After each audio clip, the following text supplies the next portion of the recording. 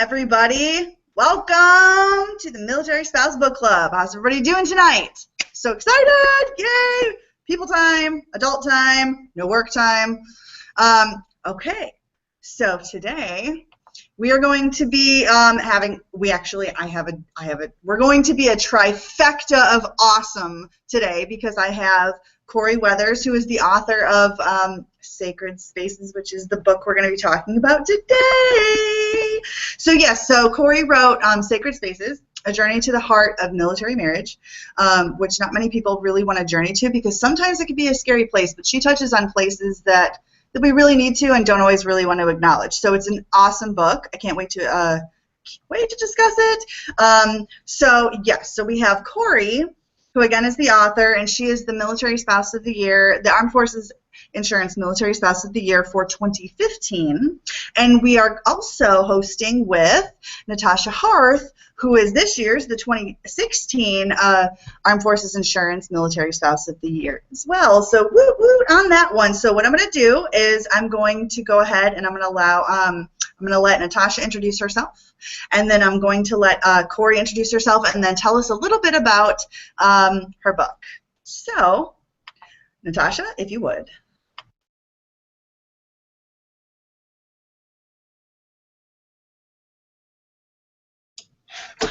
All right, there we go, microphone. Hello, thank you for joining us tonight. My name is Natasha. In case you didn't know, I am this year's Armed Forces Insurance Military Spouse of the Year, and I have had the great privilege of getting to know Corey through this process. She's been a friend, a mentor, an encourager, and it was just something I couldn't wait to share with everybody here, that she wrote a book. You've probably heard me talk a lot about it. You've probably heard a lot about it if you're in the military spouse world. And I wanted to have this opportunity to share that with you because when I read her words, it opened up my eyes to a lot of stuff about my marriage, things that I maybe took for granted or things I didn't even realize that were going on. And I'm just so excited. If you haven't read Corey's book, I really want to encourage you to read it. And even if you haven't read it at all, tonight is going to open your eyes anyway, and it might encourage you to run out and grab a copy and encourage your spouse to read it too, because it's applicable to both sides of the marriage. On that note, I'm going to turn it over to Corey. She's going to talk a lot more about it, and I can't wait to get started with you guys tonight. So I am Corey. I'm so excited that I'm joining with you guys tonight, just to have girl time and just adult time, like MJ was saying, and just the opportunity to just talk. And so the book came from a trip that I had the opportunity to go to in December, last December, right before Christmas. I got to go overseas and visit some deployment locations. And it was a 1-week whirlwind trip, really, with the Secretary of Defense, where I visited Iraq and Afghanistan and Turkey and 2 aircraft carriers in the Persian Gulf. So I think part of the goal was to see all the different branches, as well as joining with the Secretary of Defense in his efforts to thank the troops. And of course, he was doing a lot of foreign policy during all of that. But my goal for the trip, for the Secretary of Defense's office, what their goal was with Military Spouse Magazine and me, was to basically report on what I found, seeing these deployment locations and having the opportunity to see as a military spouse that's not active duty, what it was like in these, and to answer all these questions that we all have and just assume that we'll never have answers to them, and assume that we'll never understand them. What I didn't anticipate was that during that trip, I would actually learn a lot more about what it means to be a military spouse. I was able to see a lot of things through my spouse's eyes, by putting myself in his boots, per se. And it actually caused a lot of healing within me and in my marriage, and also set me on a path to being more intentional in my marriage. And I know that's a very broad way of saying all that, so I think that tonight we'll unpack that a little bit more as far as how that came about. But I will say that the book was wonderful to write. There was just too much for me to be taking in throughout that week to not write a book about it and share what I was learning, because I knew it was something that military spouses needed to hear. It was a lot of things that I knew military spouses were struggling with, because I'd hear them in my counseling office talking about their struggles and maybe afraid to say it out loud. So I wanted to give voice to that. But more importantly, I just really wanted to validate the experience of spouses and veterans and service members. And so hopefully we'll get into some really fun questions, get into some talking about how it can impact your life, how it can impact your marriage, and what it's also doing for other marriages who have already read it. So I'm super excited. That is awesome. Actually, I was just wondering, like, if you had planned, like, ahead of time, or maybe during that, like, when did you figure out you were going to write it? Because I don't know, sometimes I just want to be like, I'm sorry, military life, anybody's military life would be a bestseller. Every individual story would be a bestseller, because sometimes it's just so ridiculous that it's just, you know, comedic relief, and then on the other times it's just so heart triumphy, and, you know, it would be bestsellers across the board. But of course I never put pen to paper outside of, you know, writing for the magazine because I'm ADD. So when did you decide to was it a need? Did you just need to do it? So first of all, I'm going to coin and take the term triumphy.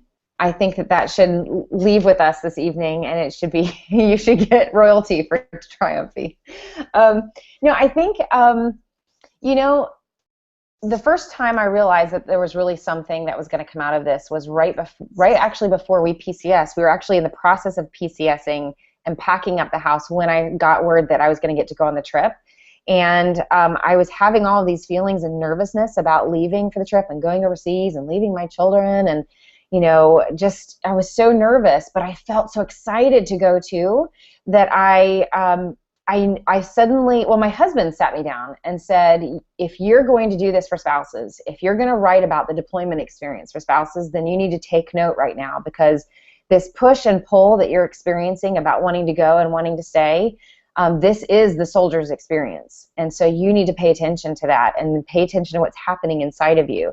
So at that point is where I wrote a blog about it, and I thought, you know what, this is going to just turn into maybe a blog journey.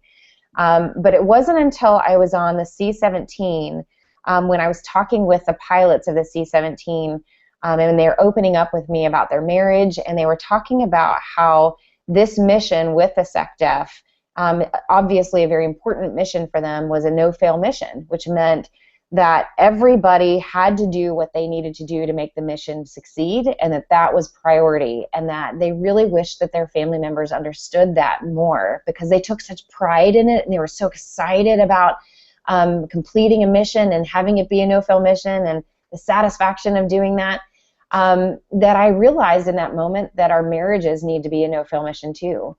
And so I visited with them in the cockpit, and I came back down and I sat down and I started writing every sensory piece of information that was coming in at me. Like, what did the C-17 smell like? What did it look like? What did, you know, I thought about my husband telling stories about being in a C-17 and what he experienced there, and I suddenly found myself back in time where he was, and I started to see his life through his eyes in times that I had not experienced it before. So that was the moment that I realized there was so much information flooding in at me, there was no way to just do a blog on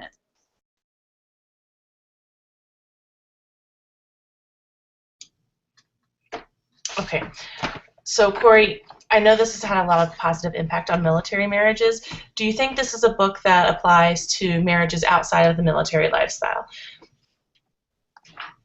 Absolutely, yes. In fact, I was doing an online coaching session with a first responder family today, a police officer family, and you know, and first, maybe I need to say before we go further, what is a sacred space? Because sacred spaces sounds like a religious term, and for those out there that know that I'm a chaplain's wife, it's very easy to think this is going to be an overly spiritual book.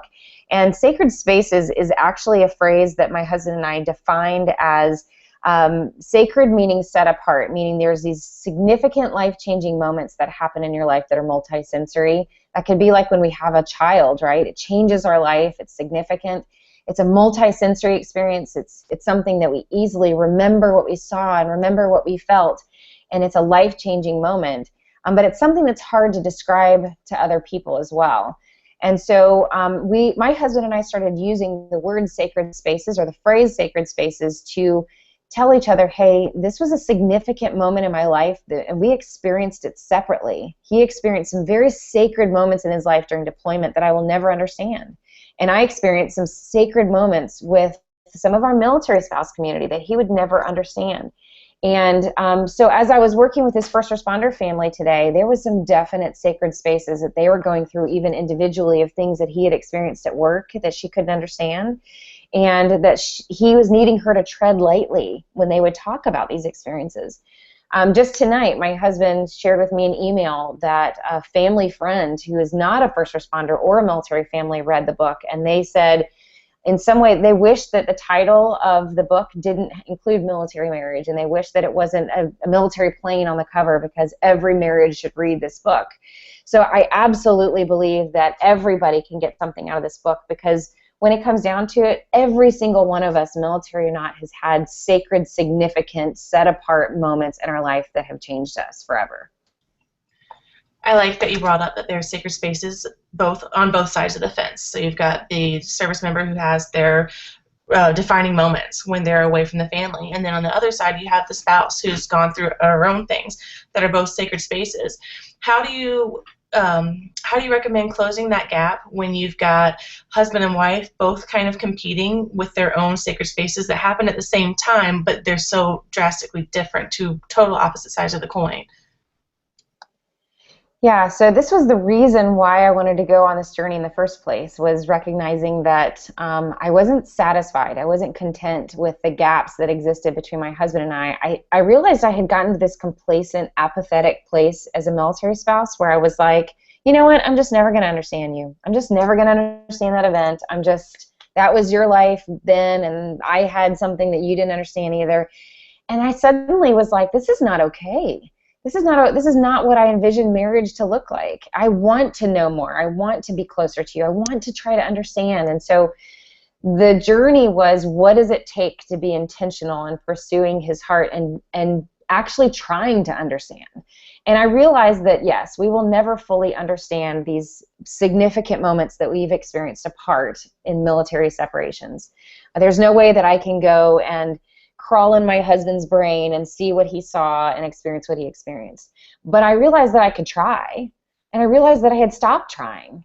And I realized that I could just actually sit and listen to him explain it and tell me the story. And I know that's a whole other question of what if your service member won't share their stories, but if I actually just listened to him share what his experience was like, and I tried to leverage empathy in my heart and actually paid attention to what he was saying, then my trying made so much more of a difference. So definitely I think it's about being empathic, and I think it's also about recognizing that some you don't have to travel to the other side of the world to better your marriage. Sometimes it's just recognizing that some things that we can do with our spouse will help to create that understanding and close the gaps.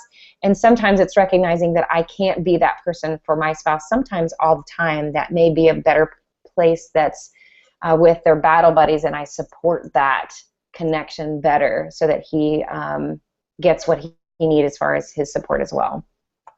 Well, you know, that actually pretty much segues into my question, which is, okay, so my question was always like, what part does like our military community, our, you know, not only the fellow warriors, but our spouses too, what do they play in healing? And like, for me, I've said it in previous book clubs before, and I have no problem saying it.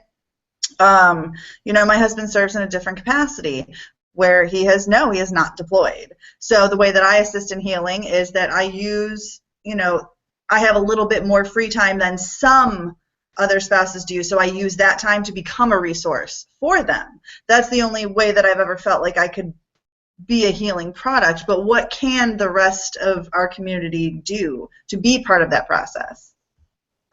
Are you saying what can our military spouse community be part of the process of healing marriages, or service members, or what kind of healing are you asking? Alasha, you still there? You still there? Yes, I am. Okay. Sorry, I lost you for a second. No. So what? Actually, I think I know what you're asking, and I think that is there's lots of on one level, I think we have military leaders who can do what a little bit of what I got to experience on that journey. Military leaders can do that for our families. And that means, we used to do that. We'd have family day, we'd have org day, where military leaders would set out the helicopters and the jets and the tanks, and kids would get to crawl inside and smell what it's like to be in an Apache helicopter and sit in the cockpit and push buttons that the helicopter's not on, right? Or it's this multi-sensory approach, because that's what I did during the trip was I paid attention to all 5 of my senses in order to secure a memory that I would never forget. If our most significant memories and our most traumatic memories are stored in our brains through our 5 senses, and the way that our chemical process works in our brain, if that's actually how we end up struggling with PTSD as well, so that when we're triggered of a traumatic thought, then we immediately, all of our senses refire in our brain and take us back to that moment. Then I wanted to secure this memory and never forget it. I didn't want to leave this trip and ever forget what it was like to understand my spouse better. And so military leaders can do this. They can create these multi-sensory events for these families that don't get a chance to go to Afghanistan, can go and sit in a tank and smell it or feel it rumble and experience some of what our service members experience, so that when they come home and they say, even last week, my husband, we were driving behind a truck, and it was a diesel truck, and he could smell the diesel, and he was like, I love the smell of diesel. It just takes me back to this wonderful place. And I knew exactly what he meant, because when I was sitting in that MH-53 helicopter and we were flying over the Persian Gulf, by that point on the 4th, 5th day, I was beginning to love the smell of diesel, because it was the smell of adventure. And I understood it in that moment. And it didn't take going to Afghanistan. That's something that our military leaders can do as well. Otherwise, I would say, oh yeah, did somebody want to say something? Okay, I heard a noise there for a second. No, I was just going to say that I've been fortunate enough to participate in family days, like Jane Wayne Day, and with me put on Cats for Kids. MJ knows what I'm talking about. Love it! In the Marine Corps, we had a lot of opportunities in 29 Palms, because we're in the middle of the desert. We've got to create stuff for ourselves to do. So the leadership was really hands-on with that. With back-to-back deployments, we got to go on the simulators, and we got to use the same training modules that our Marines were using to train for these deployments. But when the leadership isn't exactly there, when they can't provide those experiences, is there something you think our military families, like our spouses and stuff, can do to help alleviate some of these burdens when we are trying to close those gaps with sacred spaces? So I think that's a really good question, because we can't always rely on leadership to fix everything, right? And if we do, then we're going to be very frustrated for a very long time. And so I think being proactive to, number one, take care of our own marriages, pursue our own spouse's heart is crucial. And then I think that one thing that we do really well as a military community is supporting each other's marriages as well, especially if there's these significant events that we've gone through and experienced together. Like so many military spouses, there's wonderful stories of our community and how we have these wonderful times where we need each other to survive, and we also should be championing each other's marriage. We should also be championing our friends that we have grown very close to say, hey, what are you doing to pursue your spouse's heart? Are you listening? Are you paying attention? Are you listening to them when they feel frustrated that their spouse isn't opening up to them yet? I think that as a spouse, I think that one of the best things that we can do is recognize that one way we can close the gap is by listening and really not worrying about the misunderstandings, clear up those misunderstandings. Sometimes gaps just happen because there's a misunderstanding of the day, right? So that's one gap that we can close. Another gap is realizing that, it might be something that's happening in my heart, and I need to pursue my spouse's heart, and I've just grown resentful and apathetic and kind of in my corner of the boxing ring waiting for him to go first. Like, it's his turn. I've done all the work. And that we need to always be taking a step forward. That's what marriage is. And then finally, I think, other than professional help, which is a huge topic, is recognizing that who do I need to be for my spouse? so that they feel that they can be vulnerable enough to share their sacred spaces with me. And asking that's okay to ask your spouse, who can I be in your life that would make you feel safe and comfortable so that you could open up about this over time? And that being okay with them sometimes saying, I really need to talk with my guys that were there in that moment. Only they understand it. And it's my job then to create the room and space for them to go and have those phone calls and really respect and guard that time and protect that time so that they have that connection and they come back to me. He comes back to me feeling restored, feeling connected, feeling safe, and feeling understood. I'm going to stray from the script just a tad on this next one. I'm full of surprises, aren't I? So you're a counselor, you're a licensed counselor, and I'm assuming since your husband is a chaplain, he also has the same training. I'm wondering how that affects a marriage. I wonder how that affects. I wonder having all of that knowledge, especially being able to apply it to all of these other couples and helping and enriching their marriages. Does that ever get in the way in yours? Oh, that's such a good question. I'm so glad you asked that. You know what? When my husband and I first got married, the first 4 years of our marriage were hell. And we talk about that at marriage retreats. I mean, we had the most difficult marriage ever. Starting off, I think it was what a lot of people struggle with is expectations. I think we were trying to figure out our way and our jobs, and he wasn't in the military yet. He didn't know what his sense of purpose was. And I always knew that I wanted to be a counselor, and so we really struggled a lot in the first few years. And, we went to a counselor, and at that time we were already pretty good communicators, and we talked a lot, and the best advice that the counselor gave to us is that we needed to stop talking. Now, as a counselor, I'm usually the one that's trying to get people to communicate, but we were apparently overly communicating, and we still do to this day, and we will tend to accidentally, we can get up on a Saturday morning and process all of our junk until like noon if we didn't have children that were like, please feed us. So we definitely don't talk about each other's clients, like if he's working with soldiers and I'm working with families, we might talk about generalities of things that we're working through and trying to figure out what is the puzzle that we need to figure out. And we do also try to be very aware that when you're working with so many other people's stories, because stories like these, all these significant moments can be very traumatic and hard to hear, that they can tend to be sticky. So for example, if your spouse has ever had a really rough day and they've come home and then you've had a great day and then they share with you their icky day and suddenly everybody feels icky, right? So it can be kind of sticky sometimes. So we do our best to set really good boundaries if we know that we need to put business away and instead focus on us, because you're right, it's very easy for us to get caught up in all of that and want to solve the problems of the world. Tammy Meyer is asking, she actually said, hey, Corey, can you talk about or give like an example of some positive sacred spaces? Tammy, thank you for joining us. I love Tammy Meyer. So yeah, absolutely. So we rushed in through the definition of sacred spaces very, very quickly, and it can be very difficult for people to understand. So positive sacred spaces are just as powerful as negative ones, right? It's really easy to understand traumatic sacred spaces. Everybody gets something difficult happened, and it's hard for me to get over it.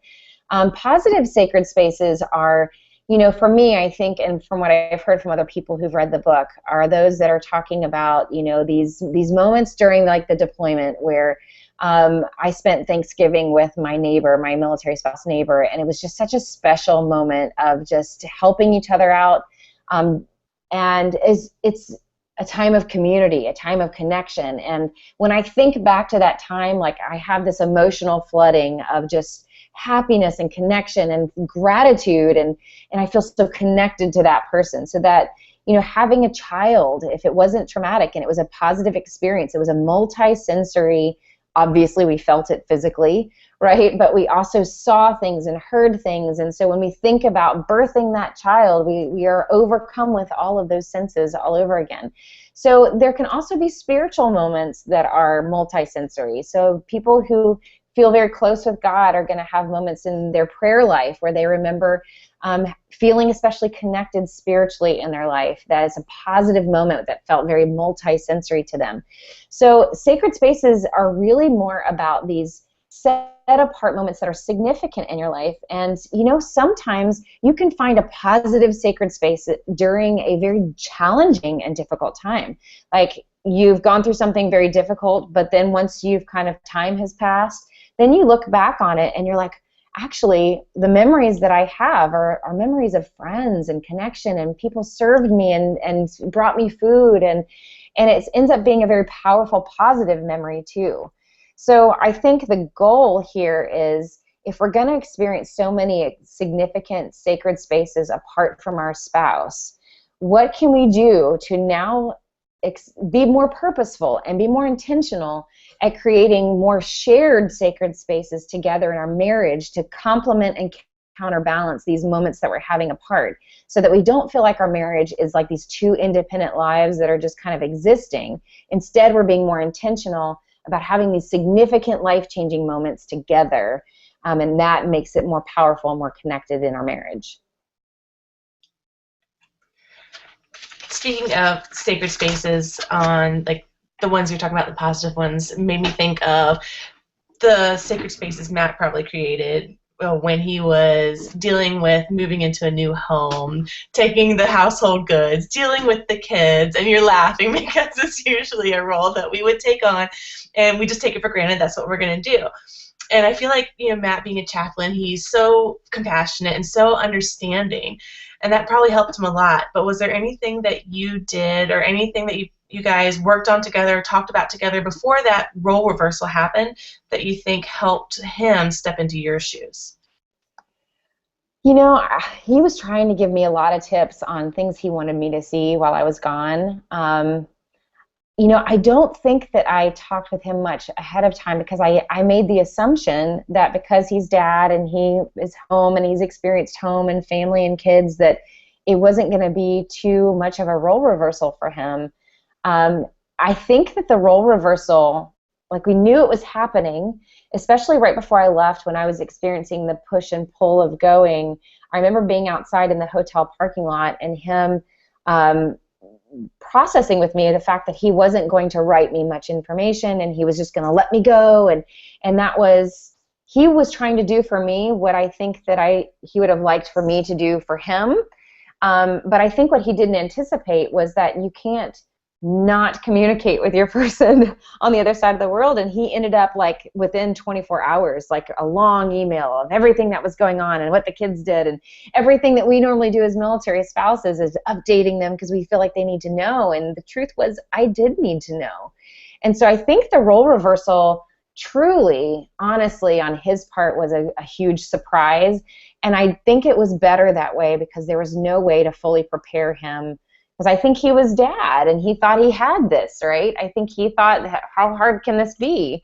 Until I'm in Afghanistan, and he can't call me. Really quick, just if I might intervene on that one, he you know, of course, I got this, right? Because they're always good for dad. I'm sorry, I don't know if it's like that in your house, but it sure as heck is in mine. They are always good for dad. Did he, God bless him, did he experience the Murphy? Did he? Let me think about that. Murphy, oh man. Yeah, I think he did. I mean, I think, you know, our household goods were delivered on the day that I flew out. And so I think that, you know, we were hoping to, I think the original plan was for, because it got pushed back. So anyways, the point was, I think he wasn't planning on leaving me. He was going to say goodbye to me and have this wonderful moment of goodbye, and instead he just had to leave me at Andrews Air Force Base for an extra 24 hours while he came home and had to deal with Murphy's Law, right? Deuces, yeah. And so I think he didn't anticipate the move being as difficult by himself. My dad did come to help with that initially. But, then of course he did start to get sick by the end of the week. And so then he was starting to get grumpy and he was just not feeling well. And, then I would call at these inopportune times because it was the only time I had access to a phone, which is so similar to deployment.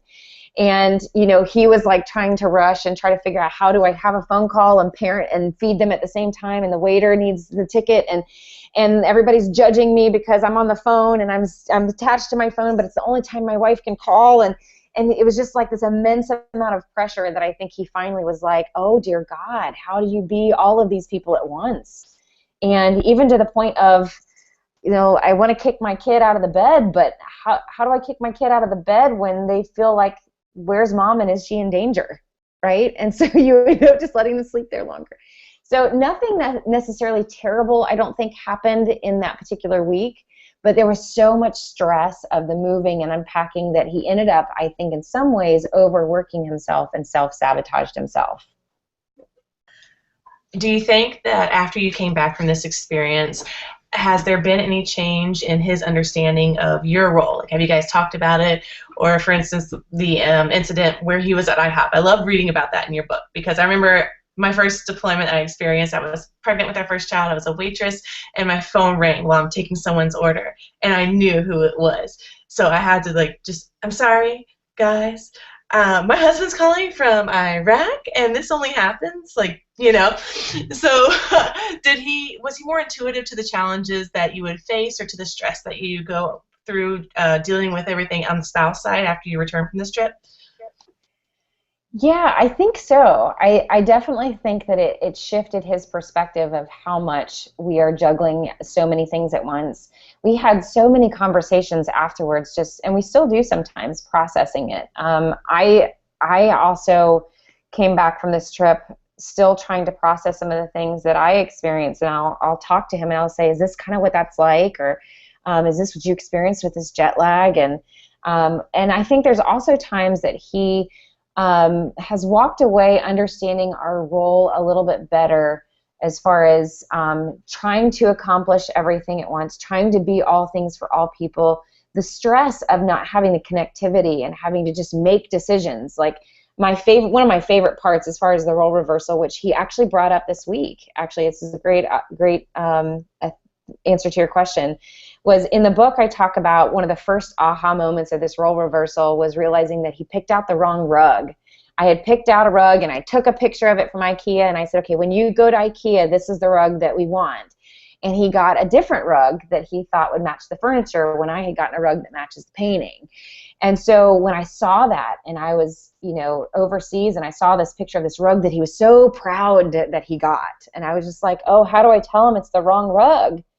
And then I thought to myself, how many times have I had to make a decision that he would have made it differently, but he couldn't do anything about it? And so even this past week, he was like, so I'm thinking about going and getting the right rug, and then we can move the wrong rug to a different location if that will make you feel better so that I can make it right. And I told him, I said, you know what? We're going to keep the wrong rug because it means more about the fact that we have to not nitpick and not have so much control over each other. And we need to embrace the fact that, we both did the best we could. And I respect you for that. And I appreciate the effort. A for effort. Yeah, A for effort on that one. I mean, wow. He picked out a rug. Hey, you got one up on me, man. You're good. I'm just kidding. My husband's a better decorator than I am and never will be. So Brian has a question, and it's pretty fantabulous, actually. He said, hey, Corey, do you have any advice for spouses who met or married their service member well into their career, and how we can talk to them about those sacred spaces that occurred before we met? Yeah, I think that, there's so many couples who have met after experiences have already happened. And by then, these sacred spaces and significant moments are very much who they are, and who you fell in love with and who you chose to spend your life with. And it's part of who they are. It's that whole thing of it taking space in their story. So these significant moments are part of their story now, as part of who they are. And so I know that there's a lot of people out there who are very hesitant to share their sacred space stories. Maybe it's because they feel vulnerable, maybe they feel like they're going to get emotional, and that's a sign of weakness. Really, this is, I think the best advice would be going to your spouse, and we never demand, right? We never demand that they share those stories before they're ready. It's more of an invitation, and it's more of setting the stage, if you will, for who do I need to be for you to feel like you can do that with me. And one way that you can do that is go to your spouse and say, I love who you are. I love the fact that I fell in love with you with all these stories. This whole narrative of who you are is who I fell in love with. And these particular sacred spaces of your stories have made you to be the amazing person that I love. It makes you more excited about life. It makes you perhaps more carpe diem, like seize the day, or living life to the fullest. And all of those things I appreciate and love about you. And so I would love to hear those stories so that I can better understand your experiences, so that I can better respect you when they come up in your life today or tomorrow. And so who do I need to be, or what kind of setting do we need to have where you'd feel safe doing that? And then plan it. Plan a date night where you can sit down with your spouse and you both are prepared for this conversation. It's not something we spring on them. And men especially do great with knowing in advance that this is a conversation that's going to happen and I need to prepare myself for it. And so really telling them from a positive perspective of, I love you because of these stories. I love my own husband more now because of what he's gone through and the person he has become because of it. Even though it also introduces difficulty into our life sometimes, I also love who he's become through it. And sometimes some spouses, some marriages out there need to find the positive in that. Perhaps you're only feeling the difficulty, you're only feeling the stress, and it feels like only a negative. But really, maybe that would be a great place to actually start with your spouse, is to tell them, you know, out of these sacred spaces, how has your life changed and made you a better person? And maybe you start there before we get into the other stuff. It sounds like sometimes it can get challenging to open up and be very personal, even with your spouse, someone that you should be very comfortable with. So I can only imagine how it was for you to open up and be so personal with the world in your book. Was it hard to open up like that and be so vulnerable? It was excruciating. I think what was more excruciating was being vulnerable enough to say to my husband how much I realized when I came back from the trip how much I needed to change. Because really this was looking into the mirror of myself. Me putting myself in his shoes, really, I did understand his experience, but I saw myself through his eyes. And I saw things that I could have done better. I saw things that I wish I would have known. And rather than beating myself up with that, instead I decided to be more intentional and come home with a new mission to say, how can I do this better from this point forward? And that was the part that was, and still is to this day, excruciating, to be humble and to be selfless and to be less selfish in my own life. And that is on a daily basis very vulnerable and very excruciating at times when it's just easier and more comfortable to be selfish and say I want what I want when I want it. But as far as writing the book, it was hard. It was scary. Nobody wants to put your vulnerable stuff out there. In the book, I've got very personal emails that Matt sent me during 2 different deployments that kind of share our story and our marriage. You know, but I think that what I heard from military spouses in the clinical setting, as far as behind confidential doors, I needed to give voice to it somehow. I needed to give military spouses the courage to talk about what it's like on their side without feeling like they're going to get blasted for it or called unpatriotic, because they might hold a feeling of excitement and pride in what their service member does, and at the same time also have resentment that they need to deal with. And so I just decided to throw myself out there and be the guinea pig and say, I'll go first, because we all know we're feeling it. We all know that we're talking about it. But I'll be the first one to go, and hopefully if I'm the first one to go, then other stories will follow, and other people will have the courage to share their stories. And honestly, that has been my favorite thing of this whole book coming out, is people are starting to share their stories. and they're finding the freedom in talking about what they're feeling and talking with their spouse and then sharing that with other people and saying, and then we're all saying, me too, me too, me too. And then we're getting better and we're moving forward. And so honestly, it's all been worth it. And I would do it again in a heartbeat. I love that you talk about resentment, because after reading your book, I realized that I too am guilty as charged. I remember the time that they stopped in Australia for 3 or 4 days, or Hawaii in a couple of days, and I'm thinking, wow, I wish I could go to Australia, or I wish I could go to Hawaii. And on the flip side, I would think, he's missing Christmas. And then in your book, I read the part about how it's just another day that's not even a concern to the people that are mission focused. Like, they're not trying to set up a Christmas tree and put up their decorations. It's just another day. So the things that I thought were important might not be important to the service member in that situation. And on the flip side, the things that I was harboring resentment for might be jealous of. After reading your book and reading some personal accounts of people that you've talked to, I was like, wow, that was really selfish of me, and I need to own that and stop. So from your perspective, because you've had a once-in-a-lifetime opportunity, what can you tell spouses that deployment is like? Wow, resentment, man, is such a big issue, and I had to deal with my own. I really did. I didn't even realize how deep it went. My personal resentment was a lot about, I didn't like the fact that my husband came home different from deployment, and that doesn't necessarily mean you have to go through something traumatic. It means they experience things that we didn't get to experience, and then they're different from that, and sometimes that causes difficulty or jealousy. And man, the number of times that I've been like, I want to go somewhere exciting, like I want to just up and leave and pack a bag and like go have some fun, and he's like, sure, I'll just give you a cot and a bug net and we'll see how you enjoy it.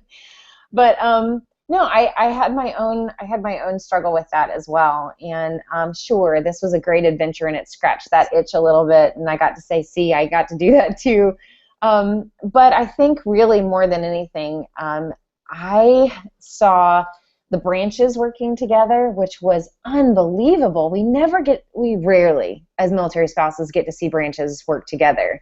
It's like I know a little bit about what the Marines do, but I don't know much about what Natasha's life is like as a Marine spouse. Or you mentioned Tammy Meyer as a Navy spouse. Like, I know what the Navy does, but I'm not really sure what the Navy life is like, right? But to see the branches actually work together was remarkable. In one day, for one event, 1 day's a set of events to happen, to pretty much see every single branch throughout the day working kind of hand in hand to make that mission possible, something we never get to see. And so there was such satisfaction for them.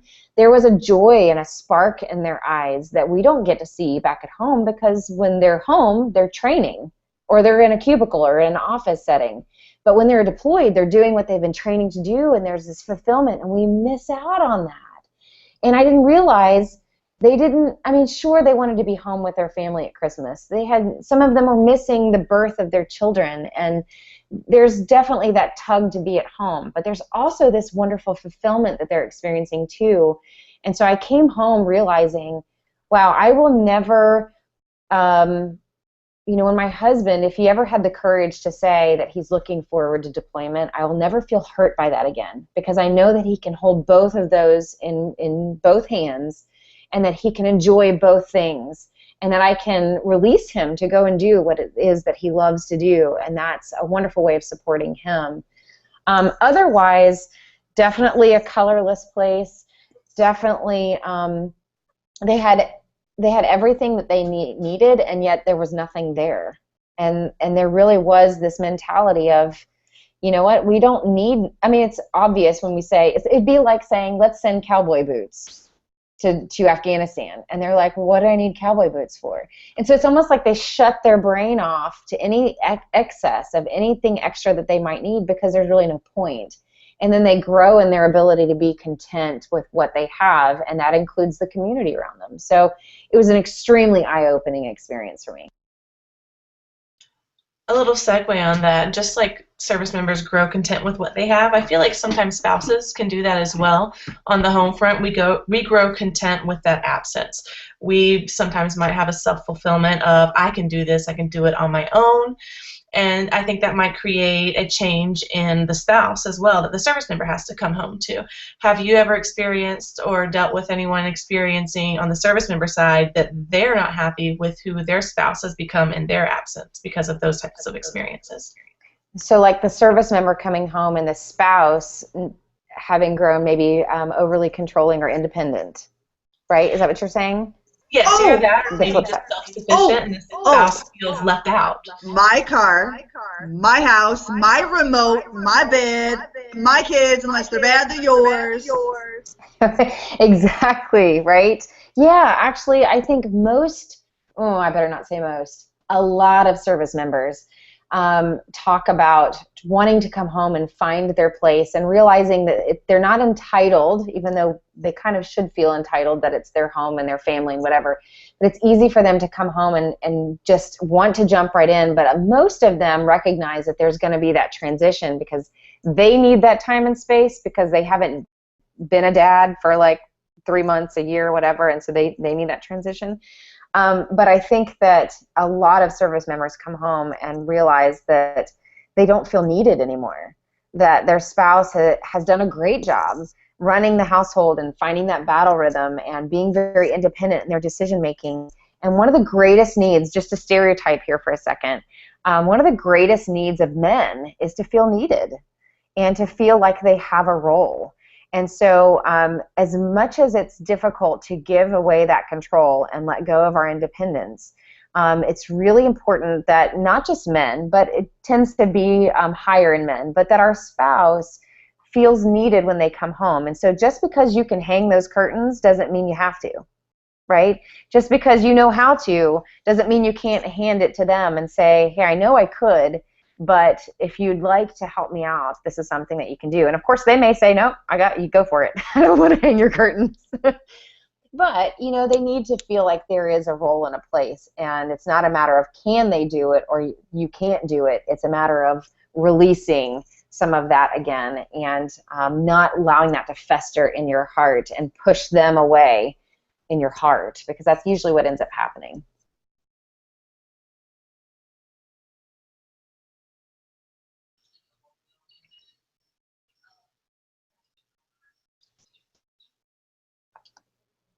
Who's next? Are you there? Is I'm everybody here. there? Yes. Okay. Tasha, are you still on? Yes, okay, I've got my microphone situated. Ah. There we go. All right. Thank you for that. Sorry about that, Corey. I was trying to figure out the mic situation. IT is not my expertise. I will tell you that right now. Perfect. Okay, thank you. I think sometimes having that release is something that personally I struggle with, and you're talking about intentions, and I know as being part of your launch team, you sent out challenge cards, and one of my intentional things was to at least praise my husband once a day, because like you said, they feel the need to be appreciated, be needed, and that was one of the things that we challenged with a lot, was that he needed to know that I needed him. Even though I know that I could be self-sufficient, I did it for 9 months to a year while he was gone. But the fact, like you said, that just because I could doesn't mean I should have to every time. So that's something definitely to keep in mind, I think, for not just military marriages, but all marriages, because there needs to be a need for each other in that. Yeah, and that you brought up a really great point, is that I didn't want to, how many times have we read a really great book and then we were like, gee, that was great, and then we put it aside and we move on to the next book. And it was really important for me that if I was going to go through such an overhaul in my life and in my marriage, that I bring a call to action to other marriages. And so what I've invited couples to do, or what I've invited spouses to do, is for you to read the book and go on this journey yourself. The book is a lot about bringing you along on this journey of my heart change, not just the journey overseas, but my heart change, my marriage change, this process that I went through. And so I invite you in a very vulnerable way to be part of me going through this gutting like a fish and rebuilding myself. And the call to action behind that is, now what can you do to now be intentional in your own marriage? And it doesn't have to be an overhaul. It can be something very simple. One of my favorite phrases is simply start, but start simple. Like, just do something small. And so the call to action with Sacred Spaces is choose one thing that you can be intentional daily with. What's one thing, maybe you've been wanting to do a date night and you've been talking about it, but you haven't done it, and you haven't gotten a babysitter, or maybe it's you do need counseling and you just need to follow through with that. Maybe it's something that, like Natasha said, where it's a heart change in your heart where you say, you know what, I need to be more positive. I need to speak more kindly to my spouse, or something that's a small action every day. And then find a way to remind yourself to do that a little bit every single day. And so on my website, under Sacred Spaces, it's just CoreyWeathers.com. I give you a free PDF that you can print out. It's what Natasha is talking about, where it's a card, it's a commitment card where you can say, it walks you through what is it that you're going to do to be intentional, for how many days are you going to try this, and what change are you hoping to see in your marriage. And then you just put that on your bathroom mirror or on your refrigerator as a daily reminder of what can I do to be more intentional in my marriage. And so it's a call to action. And so I'm inviting you guys to be a part of that, just so we can make these small changes in our relationships. So I see MJ has her husband there. So he's going to be, I think, our guinea pig as far as a service member. And so, Natasha, I want you to think, because I know we're almost out of time, I want you to think of a question, especially based off of, you've read Sacred Spaces, you've read about the service members' experience. And so, poor Chris. He's been invited into this last minute. So Corey and Natasha, this is my husband Chris. He's already heard a ton about you, and it's probably nice to see faces to the names. Please don't forget them. You probably won't. I'll pull it up on YouTube if you forget. But please, go ahead. Hi, Chris. Thanks for joining us and being a willing participant. Or is he a willing participant? He is today. He is, as far as this is going. Okay. That was the payment. So you want to ask the first question, or do you want me to? Go ahead. No, you jump in. Okay, so Chris, I have a question for you. So the process of me going overseas or just even experiencing the service member's perspective is a lot. I really got to experience the joy and the satisfaction of doing something that you really love to do and feeling a calling to do it. And so I guess my question for you would be, how important is it to you that MJ understands what it is that you love to do and why you love to do that job? It's very important. I mean, you have to be a team in order for it to be successful. And if you don't have support at home, then you really can't focus on what you're supposed to be doing. So whether you're overseas or at home, at your home base, going home and having a supportive family and doing what we need to do is extremely important. At home, do you find it easier to share your experiences with MJ and talk about those sacred spaces that we've been discussing, or is it better that MJ's a supportive person, as in allowing you to have the time that you need to share those experiences with your battle buddies or other people that might have walked that with you? Both are important. I mean, you have to have people. I mean, everybody needs people, whether it's you want to be with your family or if you want to be with your battle buddies. Having somebody that understands that no one person is more important than everyone else. Obviously, she's the most important person in my life. That's what's up. Perfect answer. You absolutely need other people with shared experience that maybe your family might not quite understand, but they're willing to listen. So, equal importance. Do you feel like sharing those experiences and talking about them with your significant other, that even though she's not there with you, do you think from a personal perspective that she has the capacity to have enough empathy to feel as if she almost fully understands what you went through? Absolutely. She has a lot of experience in this. Now, when we first got married, it was a little bit of a different story, of course, just like it is for everybody. I mean, any marriage would go through that, regardless of whether you're in the military or not. But I mean, experience is the most important thing, and she understands how things work now and how I work and what I do at work, and everything's great. What about flipping that around on the home side? Have you ever had to step into her role and be the one-stop shop Mr. Dad and know what she goes through on the spouse front? Okay, I'm just going to interject here and give Chris some mad props and go ahead and say this Man is like a one-stop shop because I can't cook. Write it down. I never will be able to. I try. I fail. I don't care. If he don't cook, we don't eat. We don't eat. Unless we got Pampered Chef gear around or something. So it's not a 50-50 thing. If I'm in school and I'm during a semester and I'm busting my butt at work and with magazine and at school, he knows he's got to pick it up. And vice versa. If he's gone or if he's got extra work to do, I got it. You know what I mean? It's just picking up and he's never, ever, even when we were younger, had a problem with it. So that's cool. I like to cook because I like to eat. I'm sorry. That's just too good to be true. Do you have any, my last question will be, do you have any advice for other service members who might find it challenging to step up into that role to be as supportive for the spouse? Because, like I said, that's a little too good there. Are you sure we didn't script that answer in, right? I swear to God. Hand to God. I would say empathy is the most important thing.